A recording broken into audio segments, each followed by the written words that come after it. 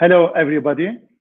Welcome to one of the Inside Turkey panel. As the editor-in-chief of Inside Turkey Journal, I am happy to welcome everybody, our speakers and our authors at the same time, and all the people who are watching us from several different online platforms. Before starting the panel, let me briefly mention the journal. Inside Turkey is one of the leading journals published in Turkey. It's published by SETA, one of the think tanks based in Ankara and Istanbul. Our journal is a quarterly peer-reviewed journal. It covers a broad range of topics related to Turkish and international politics. After we have been publishing this journal for 22 years, so it's one of the oldest academic journals in Turkey. Today's panel is about, as you see, the transformation of Turkey's defense industry, which was covered by our latest issue. There are different commentaries and research articles covered by our special issue. Some of the commentaries were written by representatives of the Turkish state, including the Minister of Defense, Mr. Hulusi Akar, and the President of Defense Industries Institution, which is one of the responsible institution for the development of defense industry in Turkey, Mr. Ismail Demir. And we have very good experts about on the topic, and we have Michaël Tanchum, for instance, today with us. Murat Yeşiltaş is one of the authors. As a matter of fact, he was the guest editor of this special issue. We have Kasapoğlu, Arda Mevlütoğlu, Mustafa Kibaroğlu, Merve Seren. So they are the main contributors of our special issue. Today, for this panel, we have 4 of our authors. That is Murat Yeşiltaş, our guest editor, Michaël Tanchum, Arda Mevlütoğlu, and Kasapoğlu. So this is it for now as introductory remarks. At this point, I want to give the floor to Murat Yeşiltaş, our guest editor. So the floor is yours, Murat Yeşiltaş.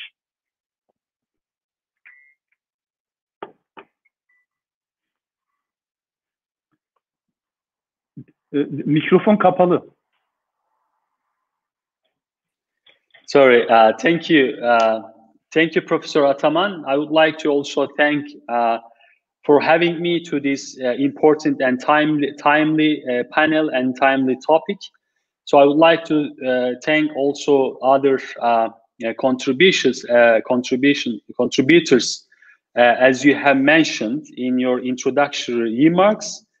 Today, I'm going to talk about Turkey's changing military and defense strategy. I will be very brief as much as possible. I will try to summarize my arguments in the context of Turkey's changing military and defense strategy over the last 2 decades by focusing on some important geopolitical developments in the region. In my article in this special issue, I mainly focuses on the transformation. Before started to write about this kind of article, I had many difficulties regarding the framing of Turkey's military and defense strategy. I mean, there are of course many announcements, many developments in which we are trying to understand as a expert, as a scholar of international politics and military studies, defense studies, we have all faced difficulties to clearly understand what Turkey's military strategy is really about, or what Turkey's defense strategy is really about. So these are the main difficulties for the experts of defense and military studies of Turkish politics. Then I try to understand, I try to develop a new framework of analysis to make sense about Turkish military and defense strategy, because the lack of some conceptual in-depth analysis about Turkish military and defense strategy, there are also other obstacles to making sense of Turkish military and defense strategy. These are the recent developments. I mean, Turkey have been militarily active in its region. Turkey has been conducting a new type of military strategy in Syria. Turkey has been conducting a new type of counter-terrorism strategy against the PKK in Iraq and inside Turkey.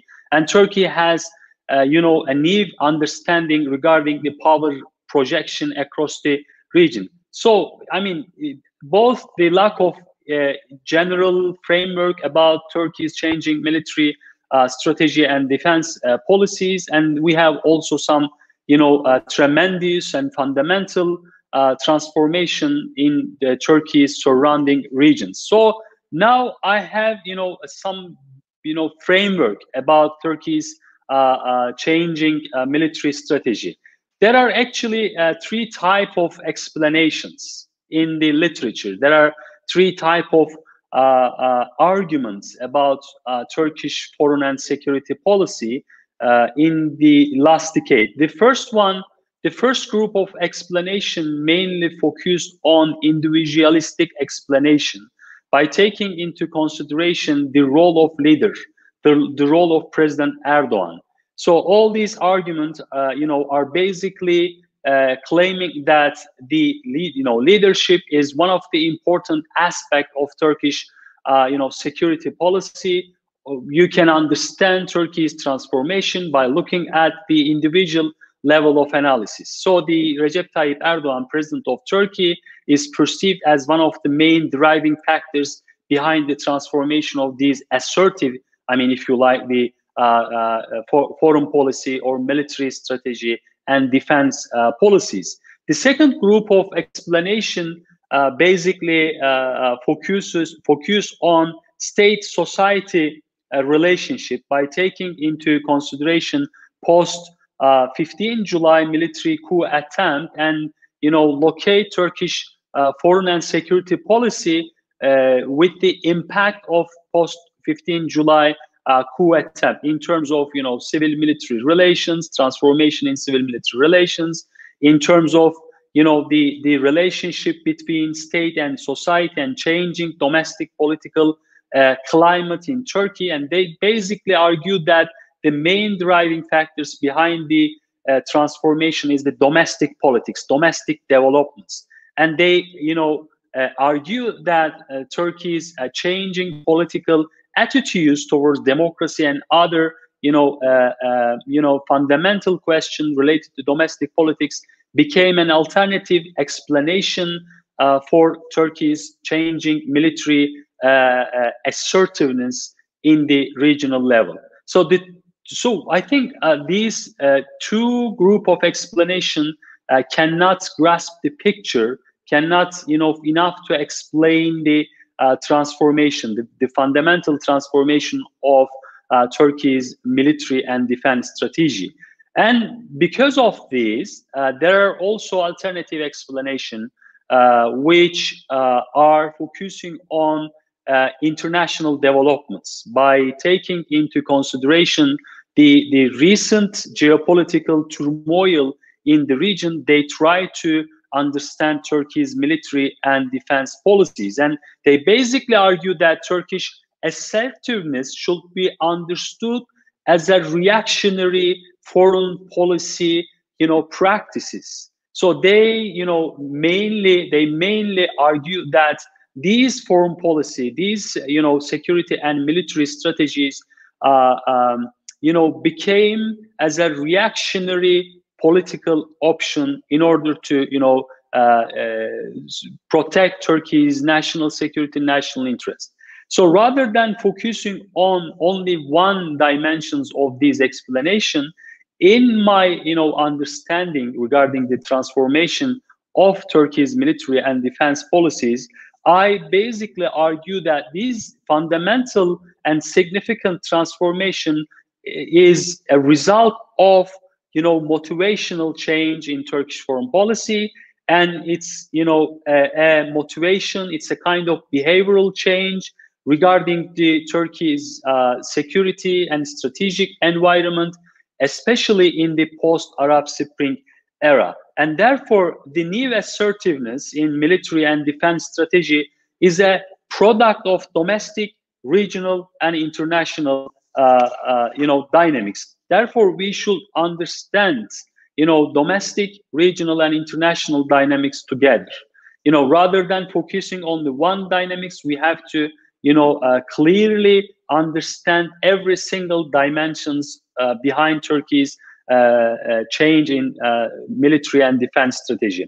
So I, first of all, I explain the drivers. What are the main drivers behind these, huge transformation? So first of all, when we look at the domestic political dynamics, I think the changing civil-military relations is one of the important driving factors behind the, change, behind the transformation. Because,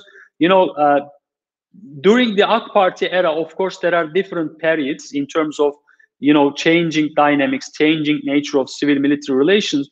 But particularly the post-July, 15 July failed coup attempt, I think, did a tremendous impact on civil-military relations.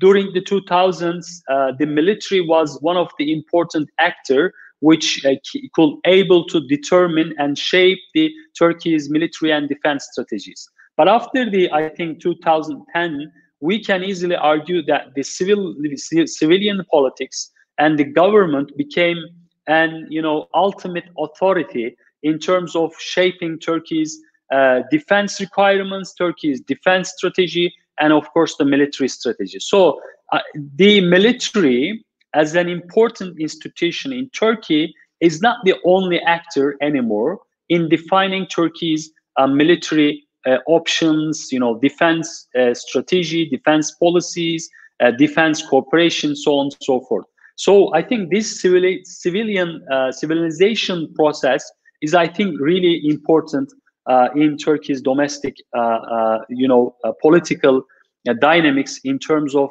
its impact over Turkey's military and defense strategy. So the motivation is another factor.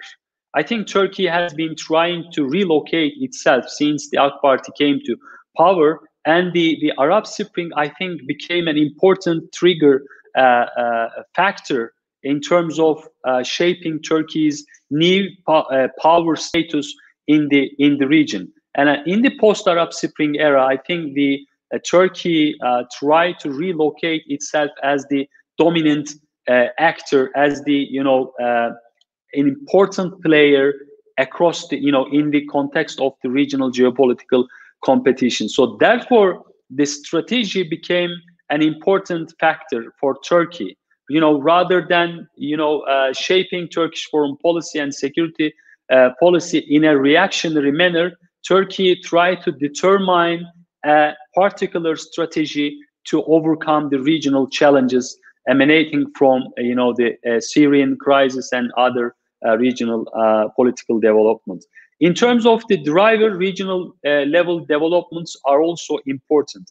I think terrorism, the rise of PKK as a different actor in the Syrian conflict, and the Syrian spillover effect, this crisis of Syrian spillover effect over Turkey's military mentality, I think were another important dynamics in the regional level. Of course, the regional competition also shape Turkey's military assertiveness in terms of, recalibrating Turkish military power in the region. So in the international level, there are also some developments that Turkey took into consideration in reformulating its military and defense strategy. So there was a very restrictive security environment in the international scale, but from the perspective of Turkish security establishment and strategic community, there are also some sort of window of opportunity to recalibrate and to relocate Turkey's military posture, not only in its near abroad, but also in the wider region, including North Africa, Gulf and the Turkey's near abroad countries. So therefore, the international the atmosphere, the redistribution of power, I think were the main driving factors behind Turkey's transformation. In addition to the drivers, I also focused on the objectives. So what are the objectives of Turkey's military strategy? So when I look at Turkey's motivational, behavioral, and practical orientation in its military and defense strategy, I found at least 3 objectives in which Turkey has been trying to achieve, particularly since post 15 July failed military coup. The first one is strategic autonomy. I think this concept is important, and Turkey has been trying to achieve, or at least reach, the strategic autonomy in its defense industry. So reaching strategic autonomy, which can be defined as sustainable and self-sufficient defense industry, I think was one of the important strategic option for Turkey's strategic community and security establishment. In order to gain an assertive and deterrent military posture, Turkey needs also strategic autonomy as an objective of its military and defense strategy. So I think the second point in terms of objectives, Turkey is also trying to change its regional power status under the regional geopolitical competition. So therefore, assertive military posture and assertive defense posture, I think in the regional power competition became an important objective for Turkey. And number 3 is balancing acts. I think this is another objective for Turkey's military strategy, because Turkey has been felt itself geopolitically alienated by other regional actors. So this caused to change Turkey's military posture in the region. So rather than rather than locating its military power as a static manner, Turkey, I think, changed its strategy in terms of balancing the other regional actors. So as a conclusion, I think, of course, this assertive military strategy brought many challenges as well. And this assertive, defense posture brings also strategic challenges for Turkey, which Turkey should take into consideration to overcome the next challenges in the regional and international context. The first one is about the sustainability. I think Turkey should carefully design its defense strategy and military strategy by taking into consideration the dynamics of economy. This is, I think, one of the important points. And the second one is the problem about, or the concern about, overstretching. Turkey should also consider this challenge for itself. So there are, of course, 2 aspects of overstretching. The first one is operational stretching, and the second one is economic overstretching. While Turkey is very active in military terms in Libya, Turkey is also militarily active in Syria, Iraq, as you can easily see in Azerbaijan and Gulf region. So I think this is also another point. So the last point that I would like to emphasize is about the potential counterbalancing move. Of course, every and each foreign policy, may trigger an alternative and counterbalancing move for any country. So therefore, Turkey should also reconsider its military assertiveness in terms of shaping its counterbalancing act in the regional level. Thank you. Okay, thank you very much, Murat, for this general framework focusing on Turkey's military and defense industry, the primary drivers and objectives of this transformation.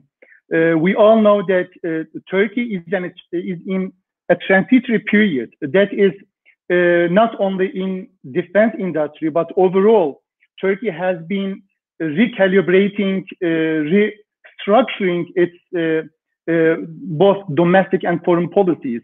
But we all know that the transformation in defense industry is the most important one. And the second speaker will be talking about this orientation or reorientation of Turkey's new Ankara-centered strategy. The title of his article was considering this orientation or reorientation of Turkey's defense industry during this post-Cold War period. But it's at the same time, for a long time, that is since the Lausanne Peace Treaty, Turkey has been following as a kind of more inward-looking defense policy. But nowadays, we see that Turkey has been active in different regions, such as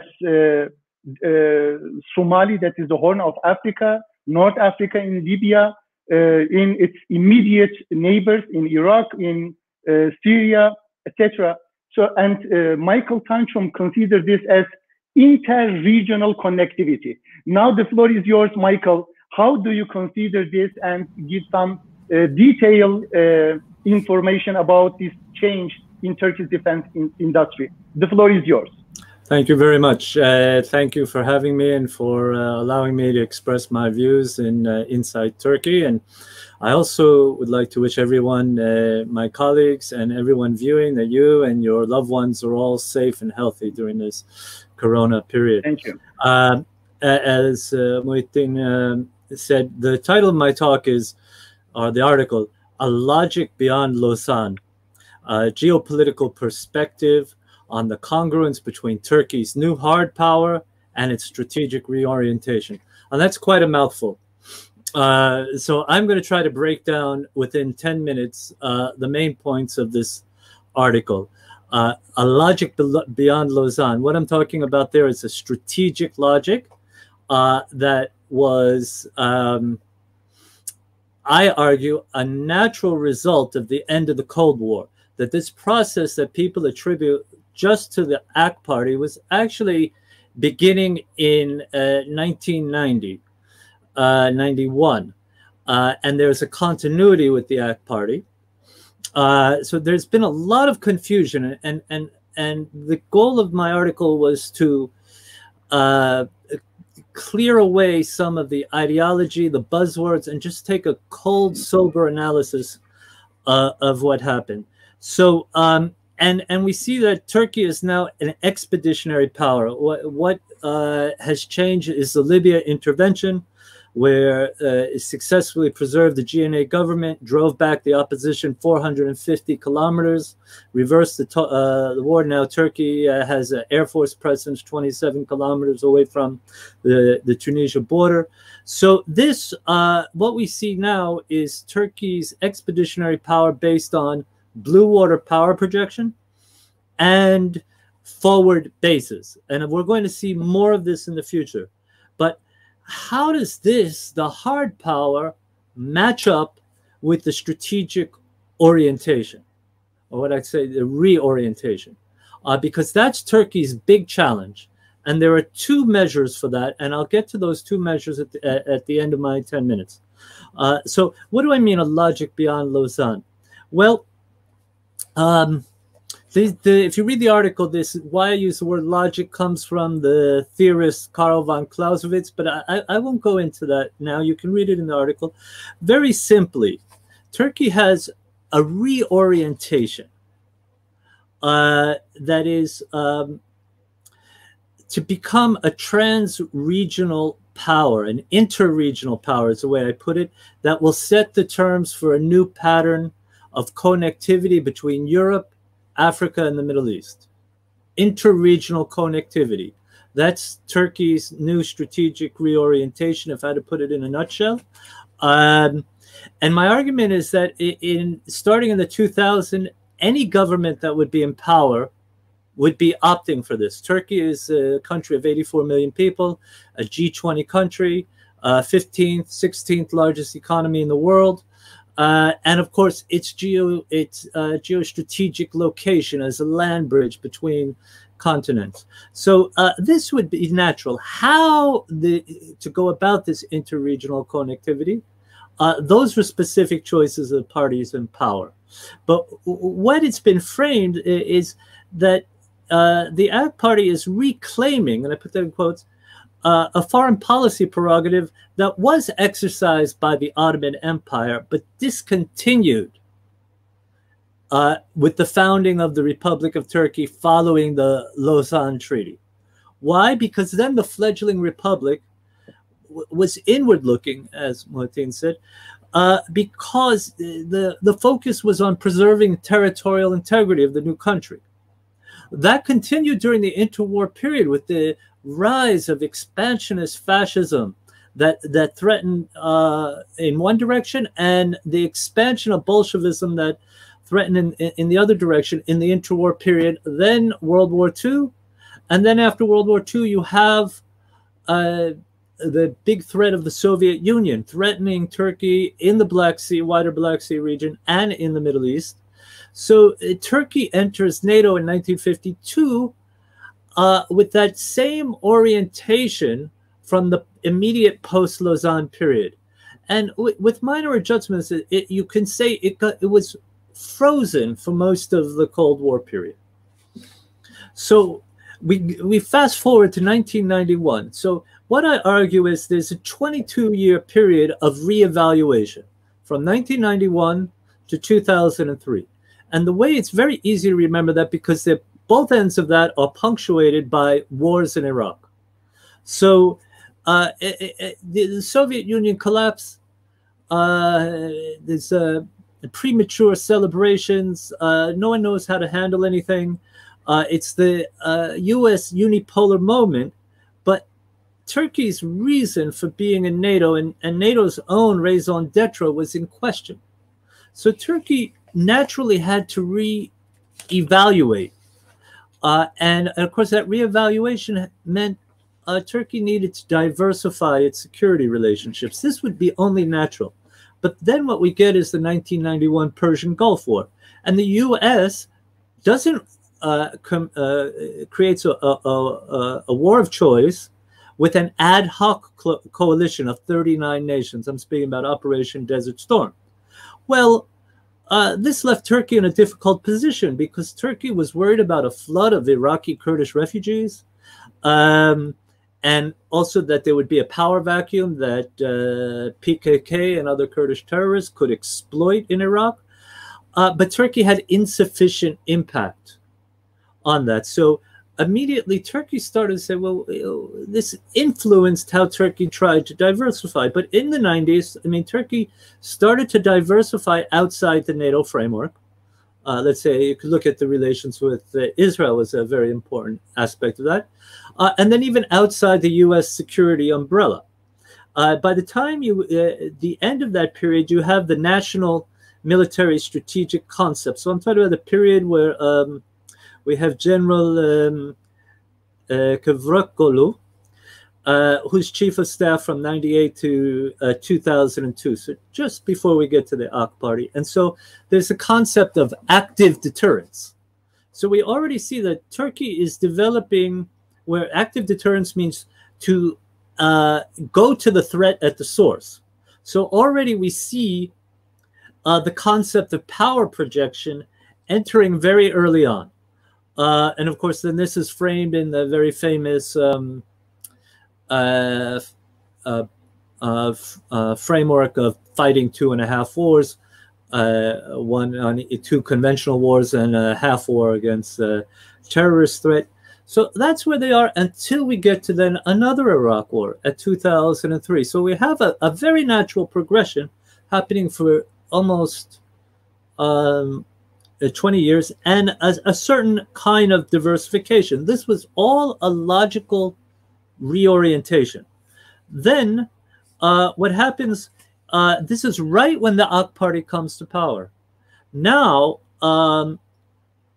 the threat, the disturbance of U.S. hard power right at Turkey's borders starts to change the orientation of that search for diversification of relationships. Because now Turkey has to think, well, we have to counterbalance the potential negative effects of U.S. intervention. So that meant strategic relationships, including Washington's rivals. So this was all natural, and I say would be across the board.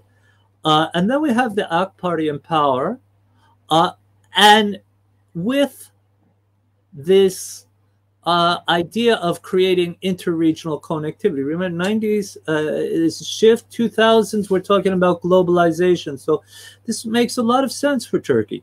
So this is happening. Now, Turkey tried to lead with soft power, zero problems with neighbors. Now, it's interesting to look at hindsight because in some problem, I mean, it was partially problematic in its execution and partially problematic in the way it was received by the neighbors. But I don't want to go into that now. What we have, though, is we take it up to a very critical period from spring 2015 to summer 2016, 15 months, in which, again, the direction of this reorientation changed more. And this starts with the United States and the Battle of Kobani in Syria, because the United States decides to aid the YPG, which is the Syrian branch of the PKK, and ignoring Turkey's complaints that this is a vital threat to its national interests. So March 2015 is the Battle of Kobani. It turns the war against ISIS around, but the YPG continues and starts, and by the time you get to June, takes the Arab majority city of Tal Abyad. Now, this is a turning point because then this meant these autonomous cantons could be connected the length, these YPG-controlled or PKK-affiliated controlled cantons across the entire length of Turkey's southern border. So immediately, 11 days later, President Erdogan makes a public speech. He puts the world on notice. I want to quote what he says. Excuse me for reading. I don't want to misquote him. "We will never allow a state to be formed in the northern Syria, south of our border." So, but Turkey's partners, the U.S., they turned a deaf ear. And of course, that was on the 26th of June. By the time you get to 26th of August, you have Operation Euphrates Shield, where Turkish forces capture the city of Jarablus and prevent that contiguous territory from forming. And then, of course, that's the first of 4 operations. So after that, what you have is the coup, where at this point, with the U.S., the failed coup attempt where the Western allies do not come to the backing of the government. So there's a breach there where Turkey really feels it's on its own. It's an independent actor. And this is where we get the private sector coming into the defense industry, and the real ramping up of capabilities till we see the situation we have in 2020. There's more for me to add because I didn't get to these two congruences and how Turkey needs to calibrate. But I'd like to do that. But what I would just mention here is that Turkey is doing this, and I'll talk in the questions answered, I'll get to this, is doing it in the context of what I call two containment arcs, right? Trying to figure out this calibration, but at the same time facing an inner containment arc in the Eastern Mediterranean, which the Libya intervention is related to, and then an outer containment arc that is in the Sahel, the G5 countries of the Sahel and Sudan. So basically the 19th parallel, north latitude, going from Nouakchott in Mauritania all the way to Suakin, or in Turkish Sevakin, in Sudan. So just briefly, and I'll elaborate when I finish. So in the Eastern Mediterranean, Turkey needs to promote interregional connectivity. So Turkey's challenge there is to distinguish between local antagonists like Greece, Cyprus, Israel, who don't really have any systemic objection to Turkey's interregional connectivity and would actually benefit from it, versus systemic rivals like UAE, United Arab Emirates, and France. And where you see a problem is that there's been a merger of the local antagonists and the systemic rivals. And that it shows a problem with the congruence of the use of hard power and strategic objectives.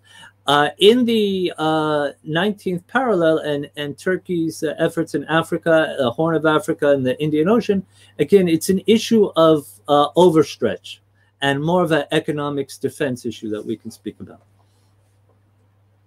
So thank you very much. Yes. Okay, thank you very much, Michael, for this insightful presentation. As he mentioned at the last portion of his presentation, Turkey has been trying to emphasize and execute an independent foreign policy. Turkey has been searching for a greater autonomy in its foreign policy, and naturally, the defense industry comes forth as the main instrument for that one. Now I want to give the floor to Can Kasapoğlu, one of the leading experts in Turkey, focusing on Turkey's technological and defense industry base. His presentation will mainly focus on two significant points. The first one is technological and industrial base. The second one is the changing Turkish military policy for especially for the last decade. Also, as Michael has just mentioned, one of the milestones, Murat also has mentioned that it was the failed coup attempt, and especially the post-failed coup attempt strategies, it seems, has changed quite a lot. Now we want to hear from Can Kasapoğlu. The floor is yours. Thank you. Thank you, Professor. I'd like to thank all my colleagues, the SETA Foundation, and the editor team of Inside Turkey for this wonderful opportunity. Well, Turkey's burgeoning defense industrial and technological base is the story of transformation, a drastic one. Let me start with numbers, because they illustrate the point that we started and the point that we have achieved to come at present. And maybe it can shed some light on the horizons that we can pursue in near future. Well, back in 2004, just 15 years ago, it was only 84 projects that Turkey's, at the time, Undersecretary, now Presidency of Defense Industries, run. Back in 2018, I mean, just 2 years ago, within only 14 years from 2004, the same institution, or the Turkish Republic was running more than 600 defense projects. So within 15 years, the portfolio of this very bureaucratic nature, actually, institution rose from 84 to more than 600 item by item defense projects. Back in 2002, in the beginning of the 21st century, Turkey exported 250 million worth, the US dollar worth defense items. In 2006, it was $500 million US. Back in 2016, it was $2 billion. And now the threshold is $3 billion. Now we see that with the number of projects and also the export volume of the Turkish defense industry, this sector has fast becoming a strategic one for Turkey. Not only as to the volume of the exports and the item of and the number of defense items that the presidency is running, but let's have a closer look in what Turkey is producing.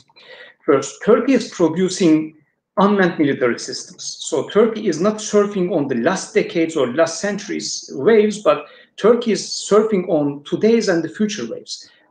This is really important. Secondly, Turkey is producing combat-proven assets. Check Bayraktar TB2. And let's look at the combat record of Bayraktar TB2 tactical male class drone and its accompanied rockets and manufactured smart munition. So they started by Operation Euphrates Shield, then saw the peak in Operation Olive Branch, then Operation Peace Spring, and then the Turkish punitive campaign against the Syrian Arab Army following the Syrian Arab Air Force claiming 36 lives in Idlib back in February 2020. And then we saw the same Bayraktar TB2 in the hands of Libyan forces against Haftar's formation in Libya.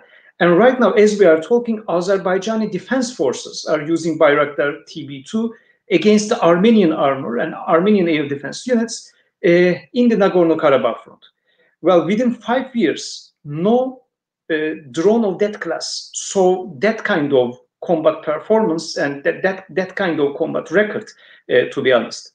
Secondly, the drone itself scored some sensational achievements. If you just Google it, the Panzer Hunter, you know, the state-of-the-art Russian low to mid-altitude air defense system, the Panzer Hunter is now hunting down other Russian, Soviet and Russian manufactured systems in a different part of the world. The third thing that I pay attention in my research, that drew my attention in my research, was actually the drastic shift from Turkey's traditional bureaucracy. Why I'm saying that? Because defense bureaucracies are related to public institutions. They are very bulky ones.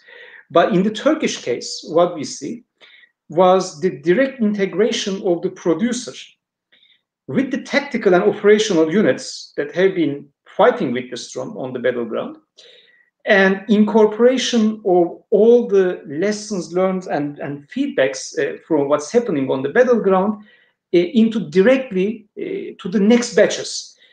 Just see how AIES developed, the unfold in the development of Bayraktar TB2. So the lessons learned from the battleground, from the end user of these systems, were directly fed into the producer. And that was something that we are not used to, because, yet again, defense industries, like other spheres of public institutions, are bulky. But the Turkish example set a very active one. We can discuss the reasons of that, the change in the Turkish administration, bureaucracy, the change in character of the defense technological and industrial base, so on. But the result is really clear. The feedback mechanism from the end user to the producer is really shortened, fastened, and bettered in the Turkish case. Apart from that, we see the trend that Turkish burgeoning defense industrial and technological base is equipping the Turkish military more and more with indigenous arms. That definitely gives a broader, a larger marge de maneuver, if you like, to the Turkish political decision makers.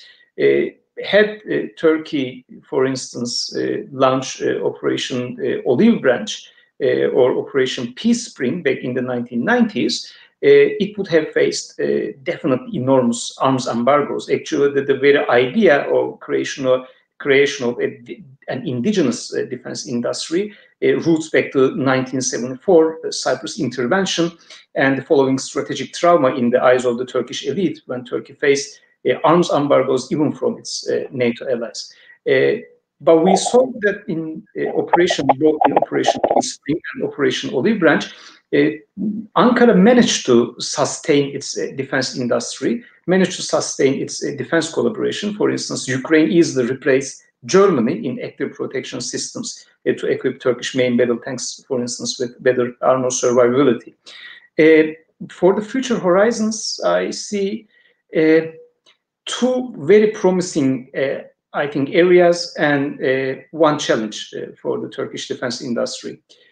One promising area is the incorporation of more real deal systems, if you like. Bayraktar TB2, for instance, that we talked about, has a combat payload of 55 kilograms. It is very effective because Roketsan fitted with really smart munition with low weights that it can carry over the battleground.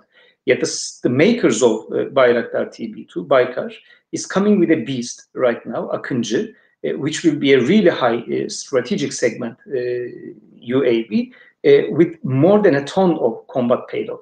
It's going to carry really exotic munitions like air-launched cruise missiles with more than 200 kilometers of range, and air-to-air missiles to hunt down other unmanned aircraft. And it can, if it can hunt a manned aircraft, it's going to make history, actually, because thus far no unmanned platform downed a manned platform in the history of air warfare.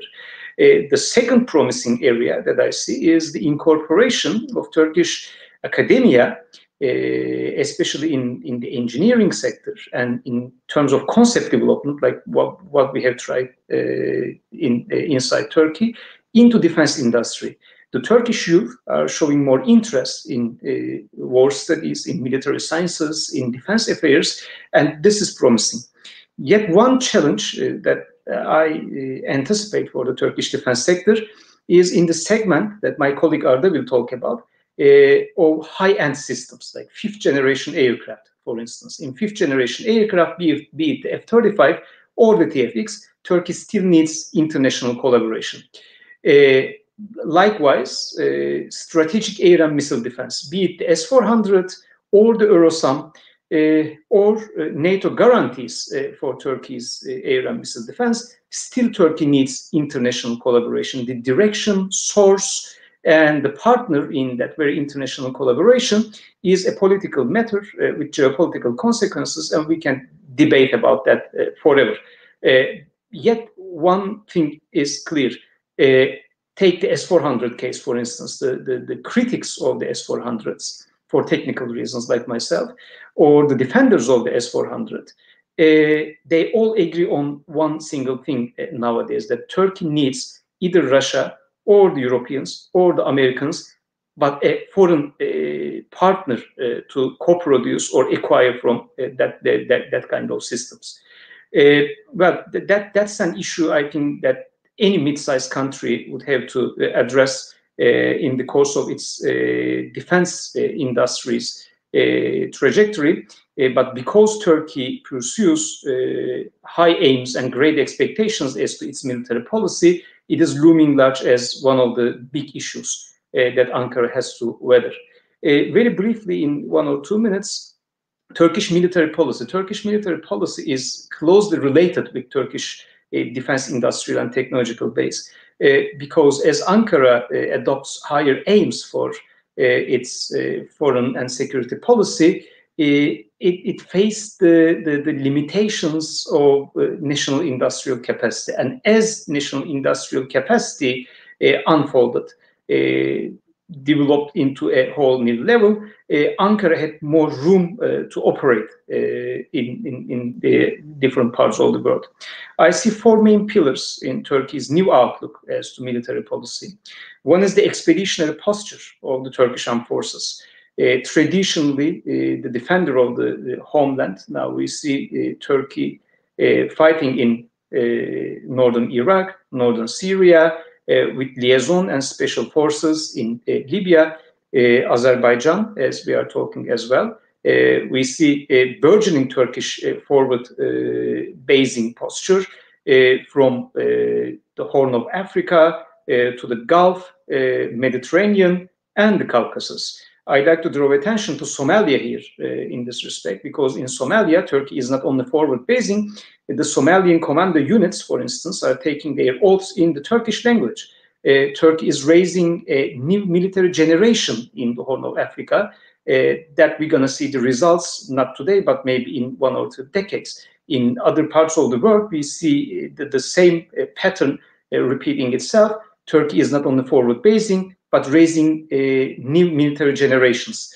The transformation of Turkish Navy is really important. Traditionally, a coastal deterrent is now transforming into a blue water power projecting force. We see that in Turkish submarine modernization, in TCG Anadolu, the mini aircraft project, anti-air warfare frigate, so on. I can address these issues in the Q&A. But we see that the geopolitical character of the Turkish Navy is transforming. And lastly, I think with the Syrian expedition, and then followed with Libya, the Turkish armed forces learned the idea of proxy warfare. Proxy warfare, if you're going to play the big power competition in the Middle East, is one of the musts. It is not the clean sheet game, but it is a must if you're going to play this. If you're going to play this rivalry and competition in the dangerous parts of the world. And proxy war, especially the transformation of Syrian National Army from its roots in the Free Syrian Army, and the improvement of the Syrian contingent starting from Operation Euphrates Shield up until today, is really telling in this respect. So these four pillars, forward-basing, expeditionary military posture, transformation of the Turkish Navy, and proxy warfare remain the four main pillars. But yet again, the challenge here is the same. I talked about the Turkish Army, Turkish Special Forces, and the Turkish Navy. The Turkish Air Force is the biggest question mark, because the fifth generation challenge in the Turkish defense and industrial base is the same issue in Turkish military posture. The Air Force is a very technology-driven branch, and the challenges of any mid-sized country are directly translating into doctrinal order of battle challenges as well. Thank you, Professor. I think you have to turn on your mic. Thank you very much, Can Kasapoğlu, for your presentation.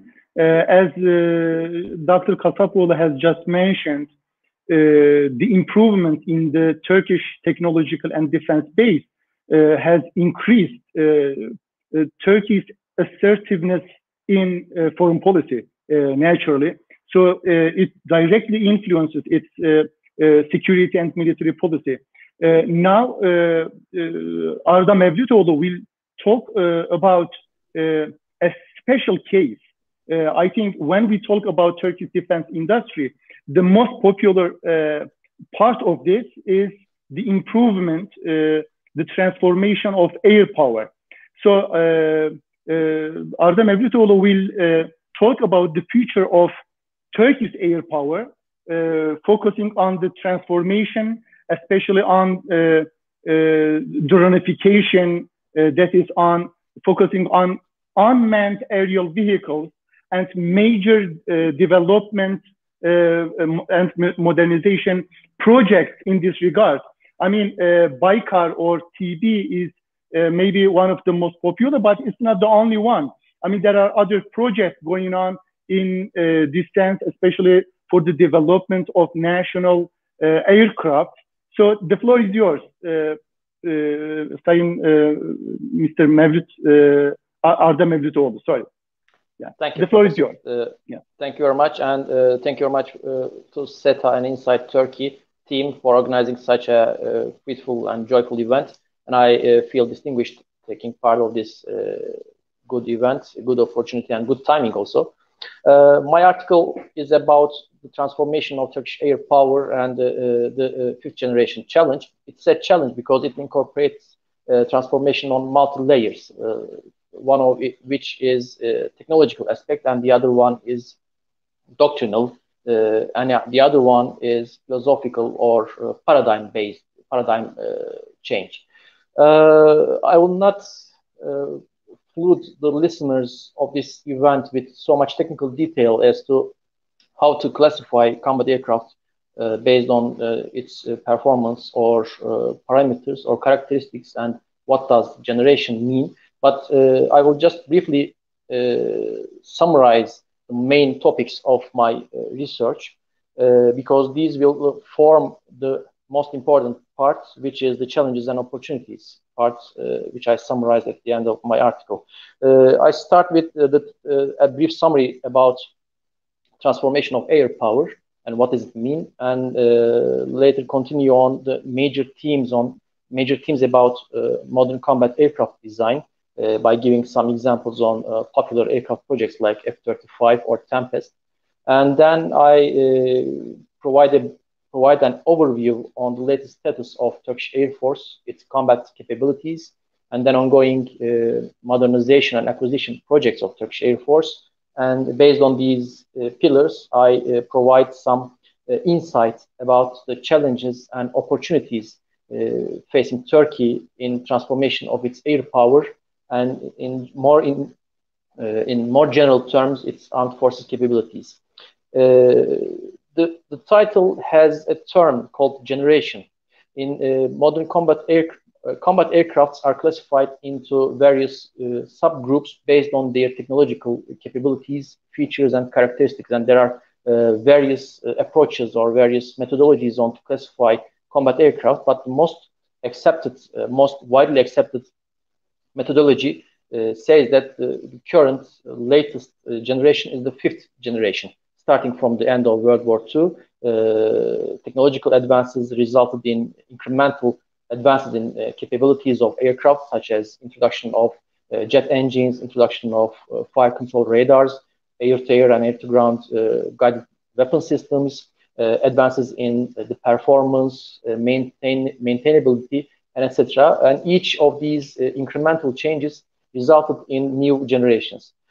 Currently, most of the world air forces deploy fourth generation or third generation combat aircraft, and the most popular one, the F-35, is the latest fifth generation aircraft, followed by Su-57 from Russia and J-20 from China, which are claimed to be fifth generation, so on and so forth.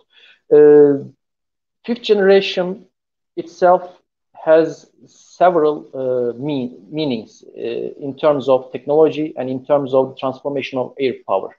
First of all, a fifth generation aircraft needs to be equipped with a number of advanced sensor systems. Those sensor systems range from electromagnetic ones like radars to different types of thermal or electro-optic systems.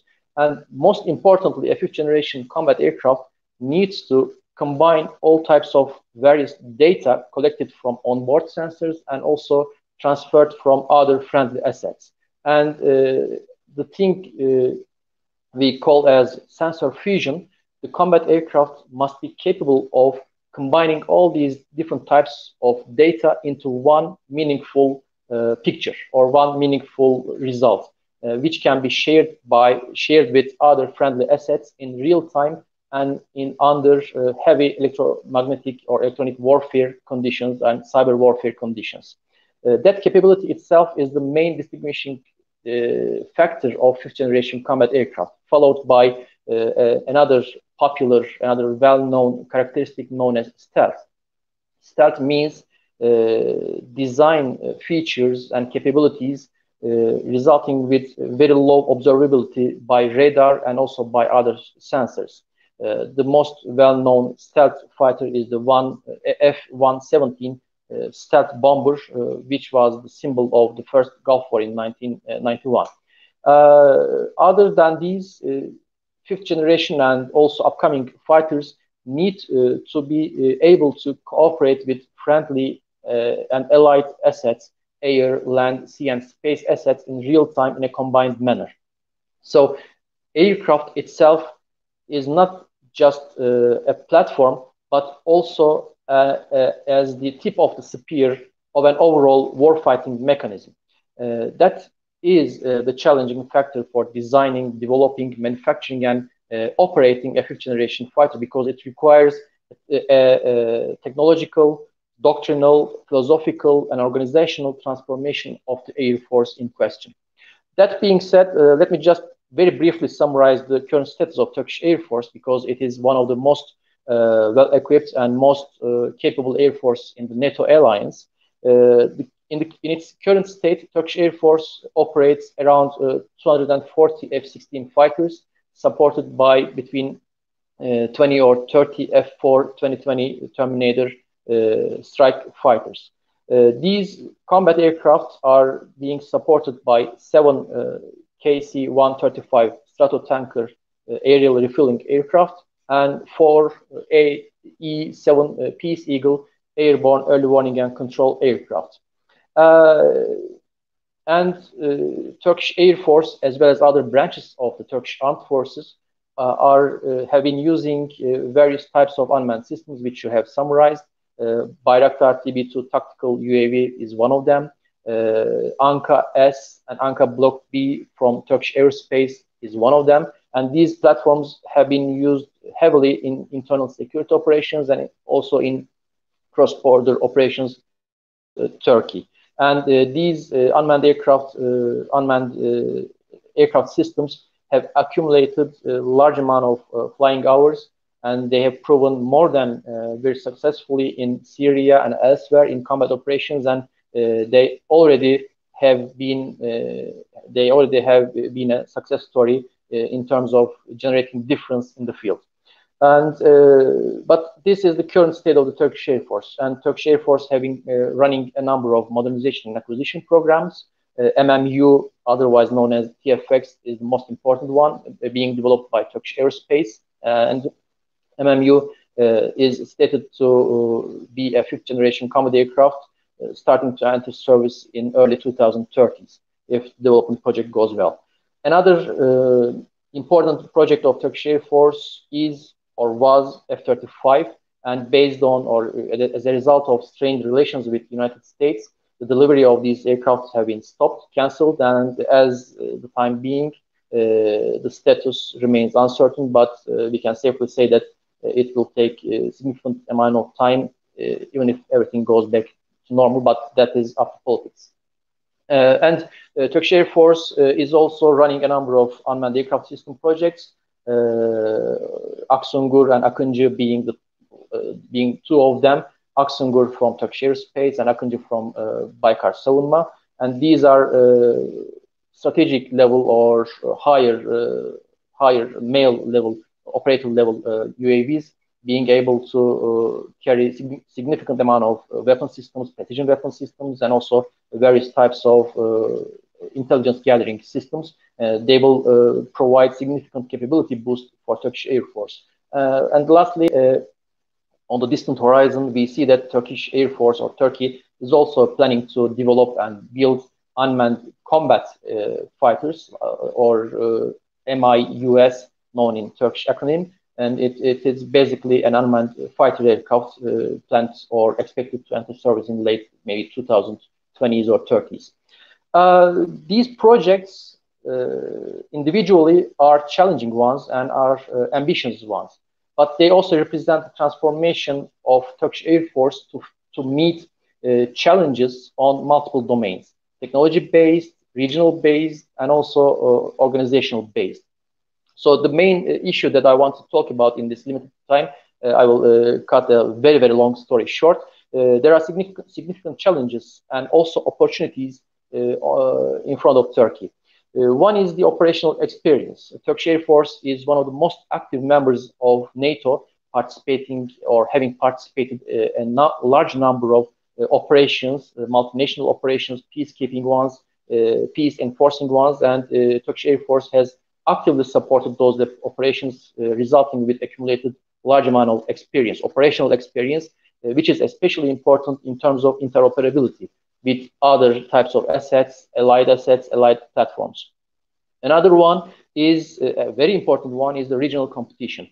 Lastly, a very latest example is the Greece agreement with France and Greece acquisition of Rafale fighter aircraft from France, and Greece is also upgrading its F-16 fighters with the United States. And from open sources, we know that Greece is also planning to induct F-35 in early 2020s. Israel in the region is another user of the F-35, actively using its in operations in Syria, and also employing a large inventory of F-15 and F-16 fighters, equipping them with Israeli-made electronic warfare systems and precision-guided weapon systems. Egypt, starting from 2013 after the coup, have been heavily investing in improving its air force capabilities, procuring fighters, Rafale fighters from France, procuring Su-35 and MiG-29 aircraft from Russia, and significantly improving its air-to-ground and air-to-air weapon arsenal, boosting its air power capabilities. Greece is also one of the largest operators of the F-16 fighter, nevertheless. Russia, as we all know, is upgrading its air force by the Su-57 development project, by upgrading Su-30 aircraft and introducing Su-35. And also Russia very recently delivered 4 Su-30 aircraft to Armenia, and Armenia is expected to order 4 more of these aircraft. Iran, it is speculated that Iran is negotiating with China to get some fighter aircraft to fulfill the capability gap after the lifting of the international arms embargo. So overall, the countries around Turkey have been investing heavily into increasing their air force capabilities with precision-guided weapon systems, with more capable 4th or 4.5 generation aircraft. And the introduction of these or acquisition of these aircraft also represent advancing or reinforcing diplomatic ties between customer states and also producer states. France-Greek relationship, United States-Greek relationship, or Armenian-Russian relationship being some examples. And 2 last points, which I mentioned about most significant challenges for Turkish air power transformation and also Turkish defense industry in general. One is the human resource. Designing, developing aircraft is the result of designing and developing a CONOPS, or concept of operations, which require heavily skilled, experienced people in uniform or civilian people, experts. And Turkey needs to maintain a large workforce of engineers, soldiers, scientists of all domains, multiple domains, to dream, to devise, to design, and to develop next generation air power. And lastly, but not least, economy. All these infrastructure to design, develop, test, evaluate modern high-end fighter aircraft, manned or unmanned, require significant amount of financial resources.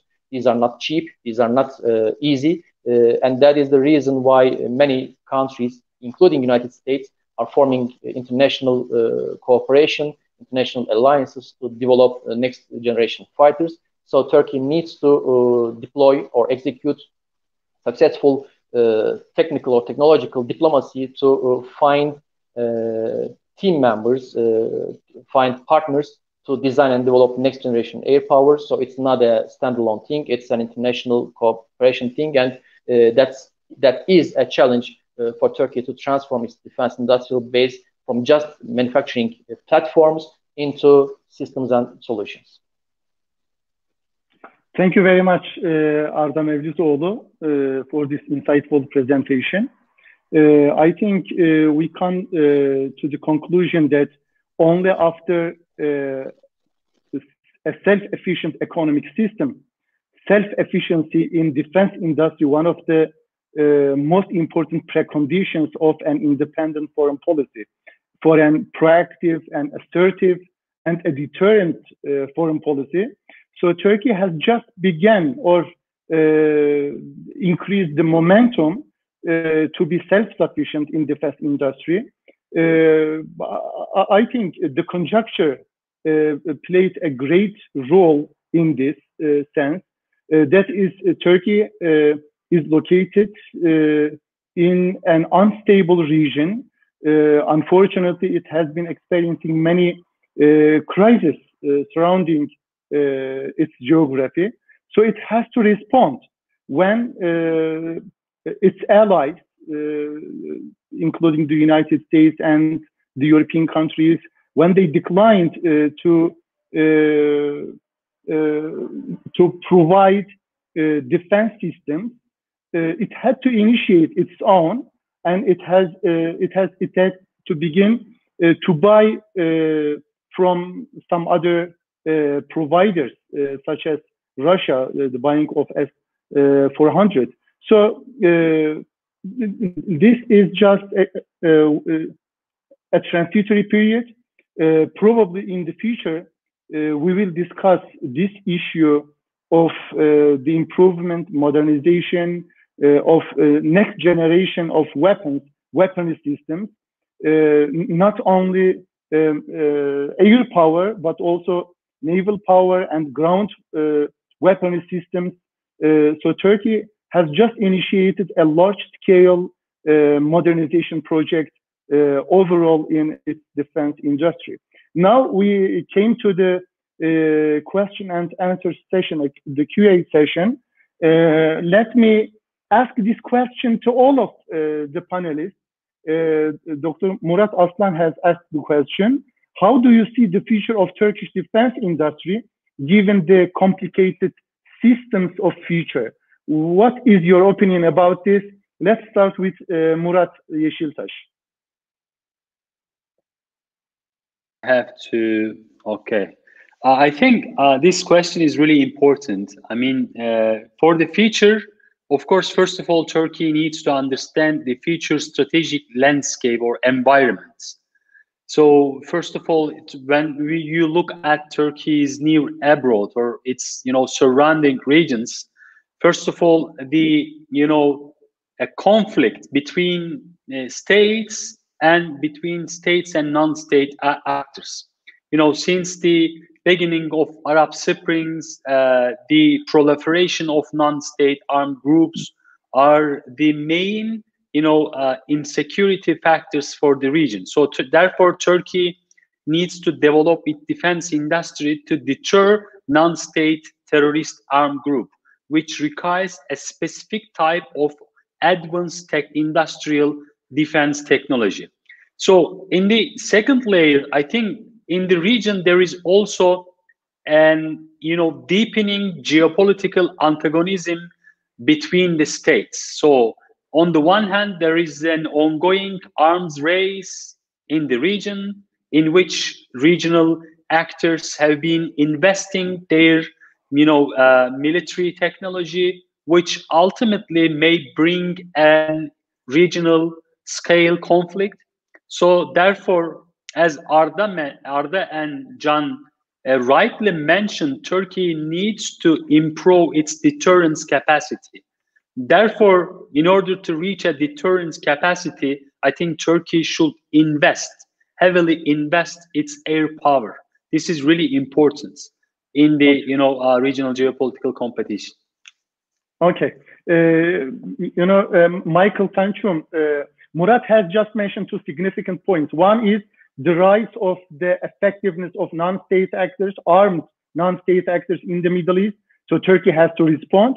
And the other one is the rise of antagonisms. That is the dominance of power politics in the region. So what can you add to this? Michael, you should turn on your microphone. I have a lot to say, especially on the second point. But before that, we should also throw in the mix the ballistic gap. I've written a few articles on that, that part of Turkey's problem with deterrence is that there's a strong gap in ballistic capability between Turkey and several of its neighbors. But I know John can speak to that, and perhaps Arda as well. I'd like to pick up on one of Arda's comments about the cooperation necessary for fifth generation air power development. And this dovetails with the geopolitics, because if you look at the geopolitics of the Mediterranean system as a whole, it is a game of four. The four largest countries in population order: Egypt, Turkey, France, and Italy. Now, Italy is a big player. Most people don't know that Italy is now Europe's second largest manufacturer. Its sold production exceeds France by 1/3. Now, so if you look at the Eastern Mediterranean, so what do you see there? You see France, Italy, and Egypt against Turkey. Now, the picture in Libya is a little different. You have France and Egypt cooperating. Now, and then Italy is kind of an ambiguous position. But when we talk about geopolitics, you have to see the map that I see. I look at all the energy resources. I look at all the commercial transport routes, ports, who owns what. It is a much more complicated picture. But so with Italy, Italy controls 45% of Libya's hydrocarbons. It's gas and oil production. In fact, all of Libya's gas goes to Italy. And in fact, all the assets except for one field are in the territory of the GNA. So Italy has very strong interests in the GNA. And now this brings a question now with Turkey's large military presence in there. How are they going to act towards Italy?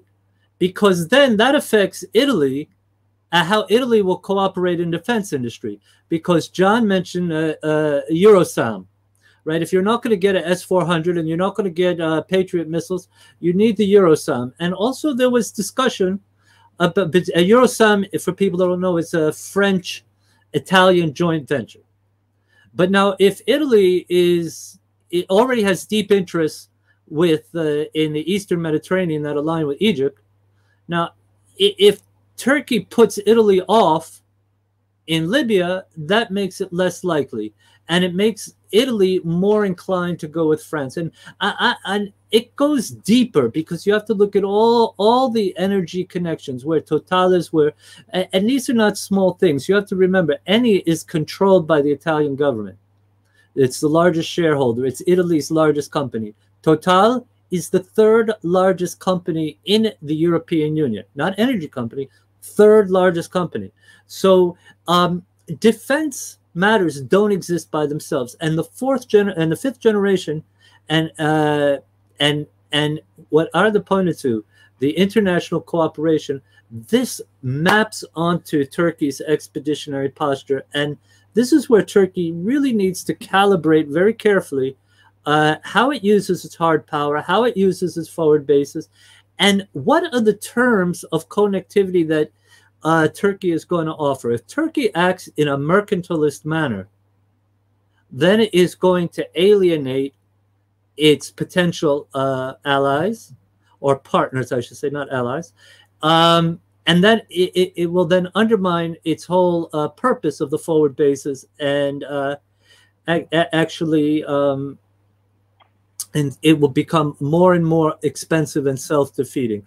And one comment about Egypt. Egypt is a very interesting case because it's somewhere in between a systemic rival and a local antagonist.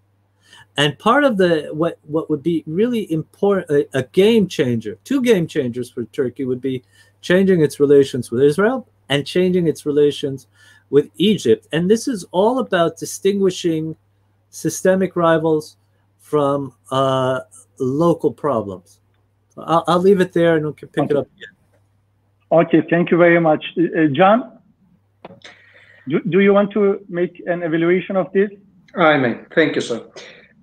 Well, actually, 3 points. I see 3 major obstacles that Turkish defense sector should overcome. One is, the motto of yerli ve milli, the indigenous and national, has really produced good results in certain aspects of Turkish defense modernization. The Bayraktar TB2 case speaks for itself.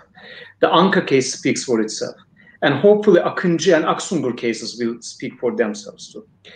Yet, you know, taking the Israeli example, for instance, I think a shift from or a fine-tuning from yerli ve milli, the indigenous and national, into a selective national and indigenous would be better off for Turkey, because if you want to fight in all fronts, then each of your fronts are empty. So what do we expect from the Turkish defense industry? To be the masters of unmanned systems in the mail and tactical segments, for instance, and high operational segments with Akıncı and Aksungur? We can do that. Then, you know, taking the lessons learned, digesting from the race class submarine project and translating into, in the 2030s, into Turkey's national submarine horizons, that also can be done. Or taking lessons learned from Milgem and translating them into the second batch of anti-air warfare frigates, we can do that. But if we expect, as a mid-sized state and a mid-sized economy, if we expect Turkish defense industry to perform best of the West national and indigenous systems with all national and indigenous subsystems in every single aspect of Turkey's national arsenal, then I think it would overstretch Turkish industrial capacity. So the first challenge would be, I think, selectively cherry-picking in which areas we want to master yerli ve milli, the national and indigenous, and in which areas we want to see more international collaboration. The second thing is, as Arda rightly mentioned, brain drain is not at the moment, but can be a big problem for Turkey. You need to have a bright generation with scientific thinking, critical thinking, equipped with 21st century requirements in techno-scientific breakthrough. We have to attract the best brains from all corners of the world, and we have to keep our brains as well. So raising that generation and keeping that generation, I think, would be the second challenge that Turkey has to overcome. The third challenge, I see actually a question here in the comment section directed at me, is related with that, coming from Mr. Kuş. I think if shifting defense industrial partners is easy, as suggested by Dr. Can Kasapoğlu, why does Turkey still seek cooperation with Western companies such as Eurosam? Well, in the first place, I did not suggest that shifting defense partners, but that is what I was talking about, a particular case of armored protection systems. Turkey turned to Germany because Turkey was fighting with the principal main battle tank Leopard, the Leopard 2 line in Syria, and the Germans rejected that. For political purposes, they rejected it. I criticized it, but then Turkey turned to Ukraine for the Zaston line. For these kind of tactical systems, you can do that. But all of a sudden, you cannot ditch the BAE systems in TFX and turn to, for instance, Russia's United Aircraft Corporation, or ditch Eurosam and all of a sudden turn to Almaz-Antey for co-production of defensive strategic weapon systems for higher-end systems. Especially given Turkey's NATO orientation, it is not easy, and Turkey will have to cooperate with Western nations. Yet I can just put one reserve here. Which Western nations? Compared to Turkey's collaboration with the Europeans, for instance, non-NATO, especially non-Europe Western nations such as Israel, such as South Korea, and right now Ukraine, I claim, paid much better off for Turkish defense industry so far. So I think developing Turkish close defense ties with Ukraine right now, keeping defense ties with South Korea and just improving them for new horizons, and that can be courageous for many listeners of this podcast, but I think rejuvenating the Turkish-Israeli ties would be really good pillars for furthering Turkish defense industry, of course, while keeping Turkey's traditional relations with the Western nations. But when it comes to tactical systems and the objections of Western nations, like the German objection to Turkey's operation in northeastern Syria, yes, Turkey will have to alter its defense cooperation because it is directly about Turkey's territorial unity and national security. Oh, thank you very much, Can. Now I want to turn to Arda Mevlütoğlu. What do you think on this question? I have two main comments, and one is already been made by Michael, and I thank him for sparing me some time because I was going to underline the mercantilist behavior of Turkish defense mechanism in general and its risks associated risks to develop international cooperation and collaboration, because you need to shift into a more diplomatic or techno-diplomatic manner rather than just giving and taking things, giving money or giving technology and getting technology in return. So that needs to change, that needs to evolve. That being said, the second important thing is a requirement of a different type of transformation. Defense industry, the first and foremost responsibility and mission of a national defense industry is to equip the national armed forces or security forces of that country. That is for granted. But defense industry in general is also a high technology field, creates and supports technological development and also economic development of that country. So we need to see defense industry also as a sector, a financial sector or an economic activity, and also as a diplomatic asset. That being said, we need to focus on devising a defense industry policy with the participation of all shareholders or stakeholders, not just men and women in uniform that are the principal users, but also people who are going to manufacture, who are going to develop, who are going to sell those platforms and systems, because those activities generate income, generate large amounts of income, especially if you manage to sell sophisticated platforms such as combat aircraft, such as air defense systems, warships, or sophisticated electronic equipment. The export of such complicated systems generate huge amount of foreign currency to the country, which we gravely need nowadays. Another aspect is that defense industry, developments in national defense industry supports development in technological base, and with the spillover effect, it also stimulates advances in neighboring sectors such as transportation, medical industry, communication and IT technologies, to name a few.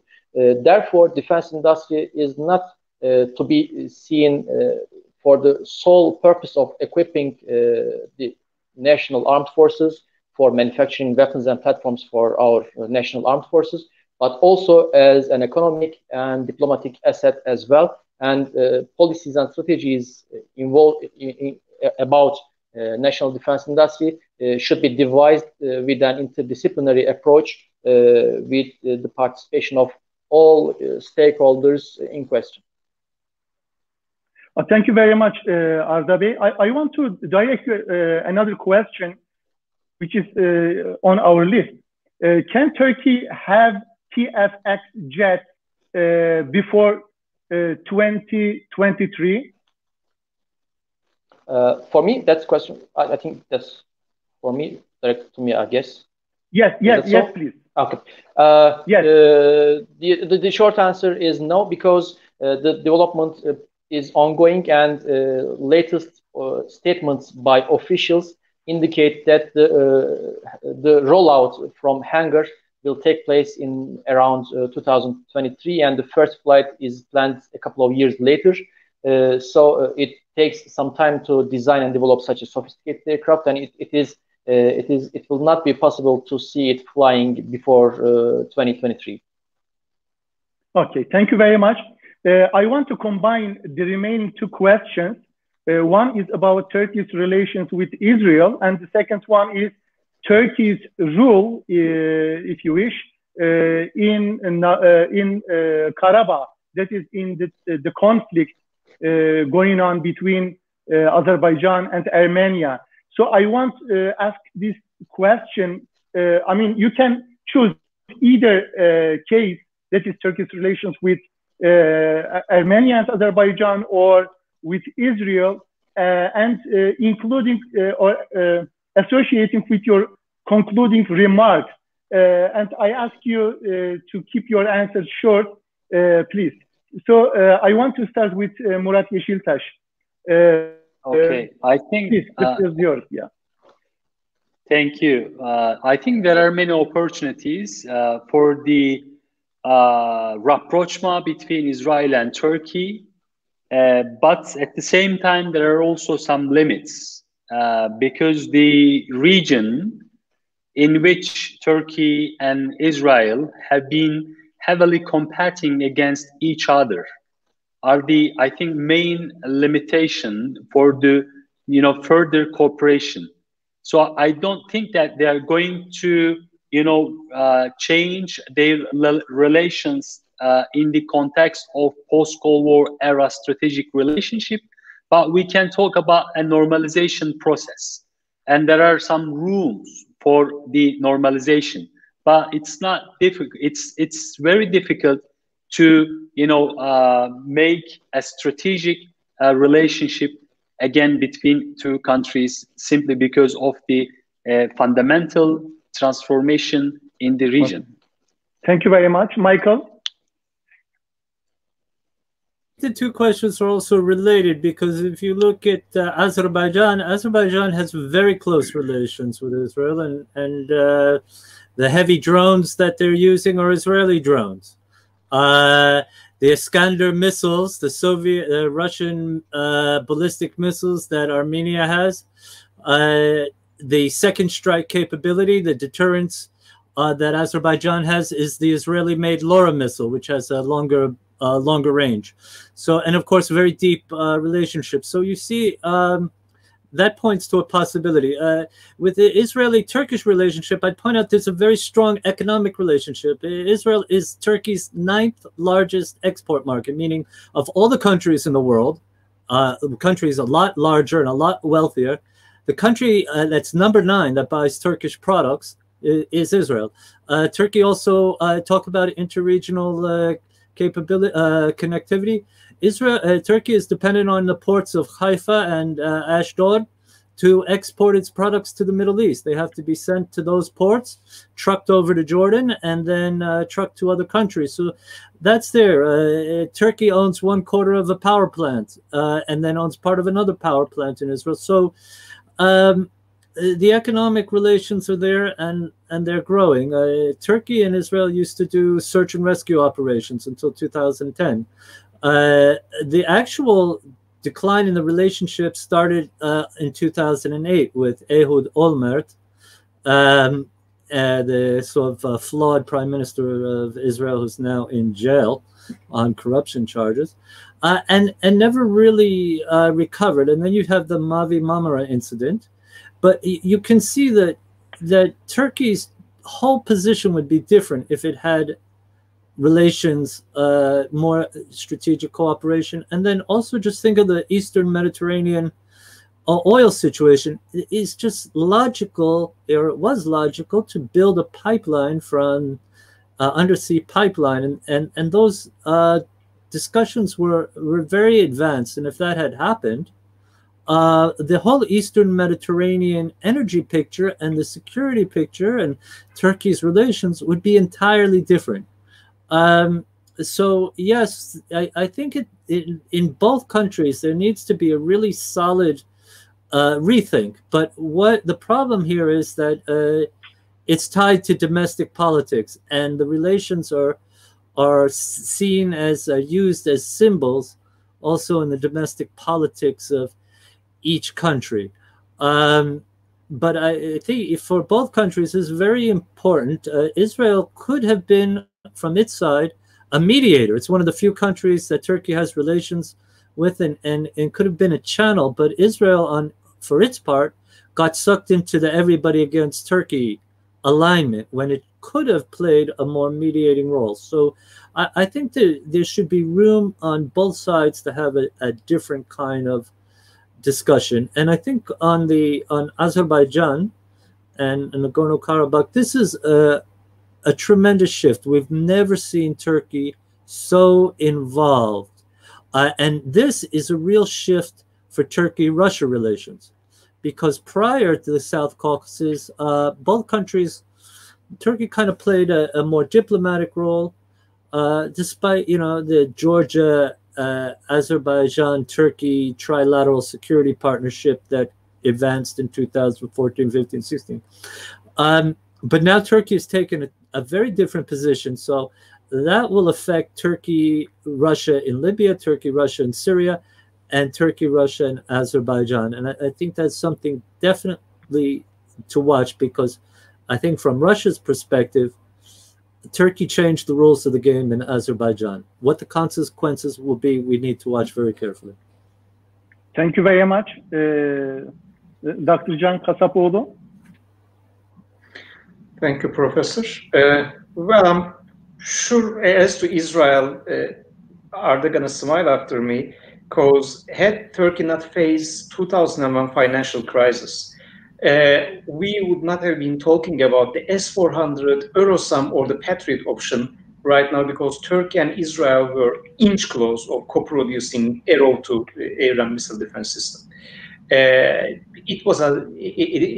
is a system that is designed for the Middle Eastern threat landscape, evolved according to the Scud baseline ballistic missiles. And I think last year or the year before, it entered into the record of war history in the Middle East by intercepting another SAM missile, an S-200, projecting into the Israel principle. Also, I can give the example of the hit Turkish main battle tank and an M60 Sabra in Bashika. The crew was saved because it. So if you look at item by item, as to F4 Phantom modernization, also we see that we are able to fly those jets because of thanks to the Israeli modernization, and Israel it also paid off for Israel as well, the strategic alliance between Ankara and Tel Aviv. So I think this was really something. But I agree with my colleague Murat Yeşiltaş that there is the ideal and there is the real world of geopolitics that we are living in. There are still barriers between Turkey and Israel. Some are rhetorical, some are diplomatic, some are geopolitical, some are ideological. But we have to, I think, revisit the history of Turkish-Israeli relations, because it was not only the 1990s model that we had, brokered by the Turkish military, and very vocal before the cameras, had a very strong, ultra-secular character. But we also had the model of 1950s relations, brokered by Turkey's late conservative Prime Minister Adnan Menderes and the conservative government of Democrat Party. Ofra Bengio, a good colleague and friend from Israel, calls this the ghost partnership, Hayalet İttifak.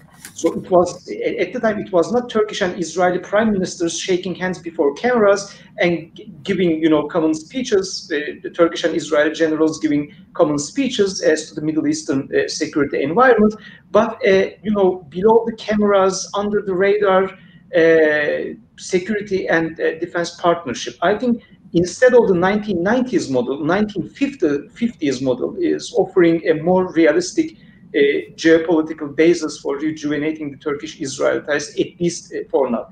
As to the Azerbaijan questions, I got two short categorical answers.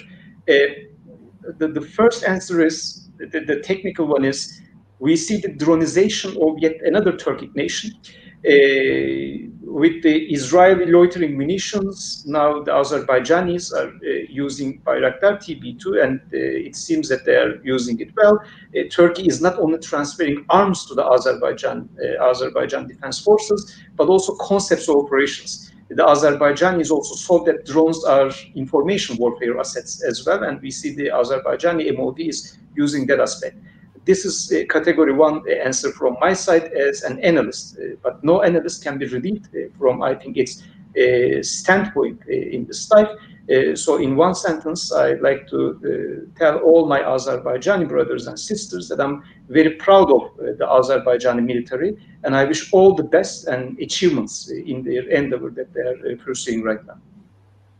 Okay, thank you very much, Arda Bey.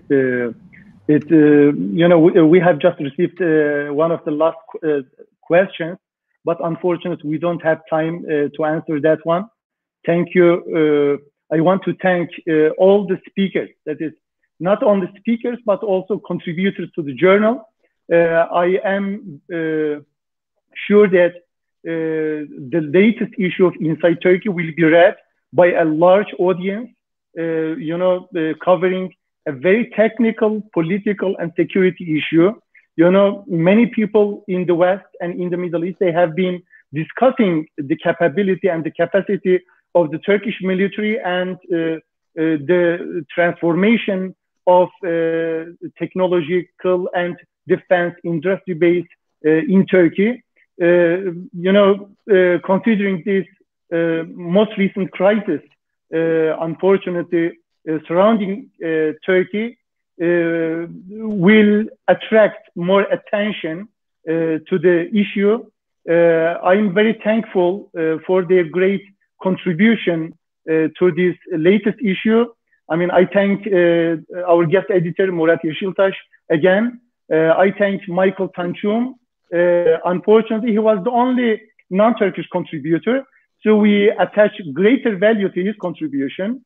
And I thank also two leading experts on the subject from Turkey, Dr. Can Kasapoğlu and Mr. Arda Mevlütoğlu. I thank you very much again, and I thank you all the audience, the watchers, the listeners of this panel, and I wish you a healthy and good evening. Thank you very much. This is the end of our panel. Have a nice evening.